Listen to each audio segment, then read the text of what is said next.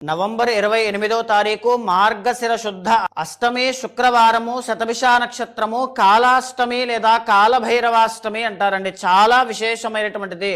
జీవితంలో ఎన్ని బాధలున్నా, దరిద్రము అనేటువంటిది ఉండి ఇబ్బంది పడుతూ ఉన్నా, కష్టములు కానీ, దృష్టి దోషాలు కానీ, శత్రు బాధలు కానీ, అప్పులు కానీ, నరఘోష అనేటువంటిది కానీ, నెగటివ్ ఎనర్జీ అనేటువంటిది ఉన్నటువంటి వాళ్ళు దగ్గరలో ఉండేటువంటి కాలభైరవుని యొక్క ఆలయానికి కానీ, శివాలయానికి కానీ వెళ్ళి ఒక నల్లగుడ్డ అనేటువంటిది పరిచి, గళ్ళుప్పు అనేటువంటిది వేసి, కొద్దిగా నవధాన్యాలు వేసి, బూడిద గుమ్మడికాయని సకము చేసి, అందులో నల్ల నువ్వుల నూనెతో ఒక పెద్ద ఒత్తి వేసి, తోక మిరియాలు ఆ నూనెలో వేసి దీపాన్ని వెలిగించండి.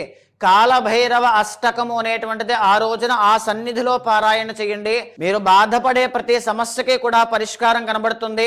ఏ అప్పులు కానీ, నరఘోష కానీ, శత్రుపీడ కానీ, నెగిటివ్ ఎనర్జీ కానీ, పిశాచ బాధలు కానీ ఏమున్నా సరే అవన్నీ కూడా ఆ దీపంతో, కూష్మాండ దీపంతో అవన్నీ కూడా క్లియర్ అయిపోతాయి. నవంబర్